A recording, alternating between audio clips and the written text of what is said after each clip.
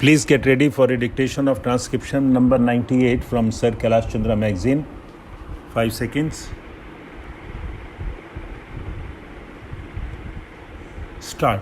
Sir, as is well known, in 1982, when we passed the Delimitation Commission Act, the constituencies were formed on the basis of the census figures arrived at the last census in 1981.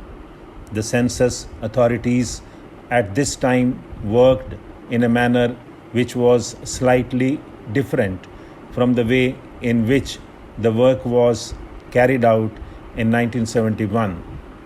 At the time of the census of 1971, as we are aware, all castes and subcastes were mentioned in the census figures. But at the time of the census of 1981, naturally, in view of the change in our policy, what they did was that they did not enumerate all the castes but only enumerated such castes as were ordered to be enumerated, generally as had to be given some special representation under the orders issued by the President under Article 341. As we are aware, Article 341 provides that in the present circumstances, the President shall determine the scheduled castes and the scheduled tribes to whom, for a period of 10 years, special representation has been given. Under Article 341(2), if at all there is to be any change in the list, then it is only Parliament that can make that change.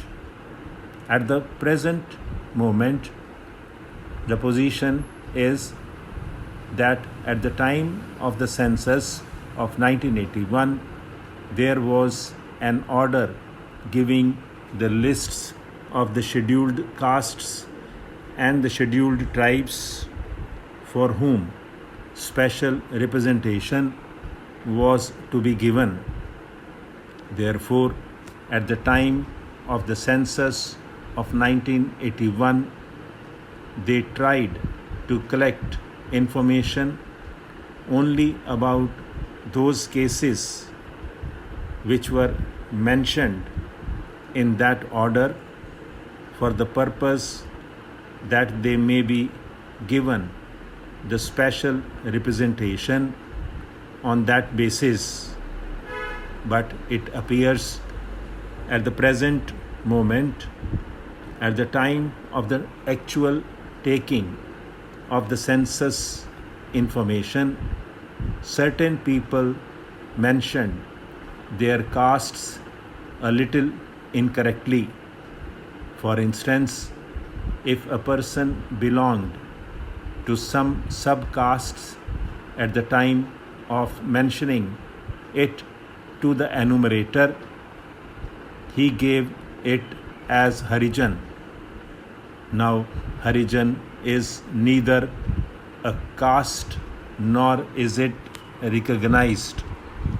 So, probably at the time of the census of 1981, such people were omitted, though they really belonged to the castes enumerated in the order.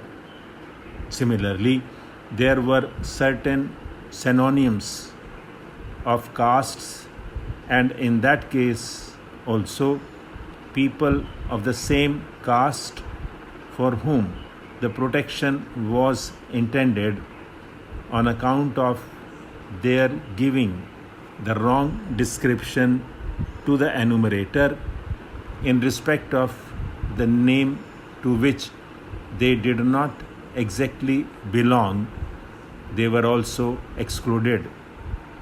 Therefore, in the 1951 census register, which was prepared on the basis of the information thus supplied, certain castes were omitted. After the passing of the bill, as we are aware, under Article 81 of the Constitution, the membership has to bear a certain proportion to the figures of population of the last census. It was, however, found, as for instance, in the case of Andhra Pradesh, though there is a general increase in the population as a whole, there was a decrease in the population of the scheduled castes and the scheduled tribes. This was so glaring that it was brought to the notice of the authorities concerned, and the census authorities there, from whatever information they had, corrected these figures, because in respect of these they had certain slips or certain other papers giving the information from which they could get the correct figures. That could be corrected because the final delimitation orders were not passed at that time. So, in respect of Andhra Pradesh and Gujarat, where the final order was not passed, the census authorities corrected these figures, and the delimitation commission took that into account and they did their work. But it was found in respect of certain other states also that such corrections were made, but the delimitation orders were not passed.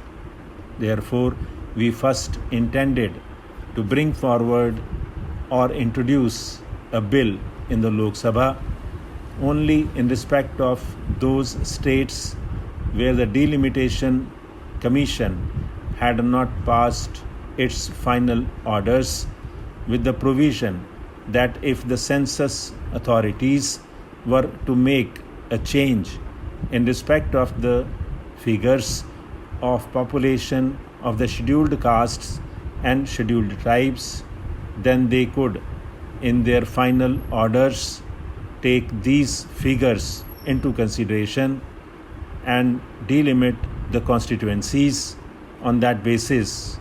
However, when the bill was introduced, it was brought to the notice of the government that in many of the states, final orders had been actually passed by the delimitation authorities, and it was therefore necessary, in order that there should be uniformity in the principles followed in respect of this matter, that there should be some provision brought in spite of the fact that final orders were passed by the delimitation commission, that could be reopened, but only for this limited purpose,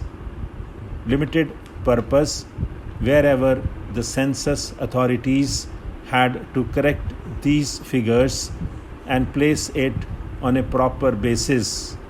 The delimitation authority should, in that case, reopen that matter and determine the matter on the basis provided by the census authorities.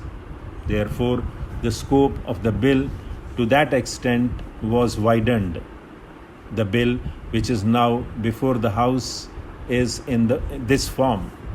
So far as the delimitation of constituencies is concerned, whether it is Andhra Pradesh or Gujarat, or whether in respect of other states, the delimitation commission will be authorized to reopen these matters if the census authorities had to change the figures of population. Therefore, the bill before the House is a very simple one to that extent. It only enables the Delimitation Commission to take into account the corrections which may be made by the census authorities.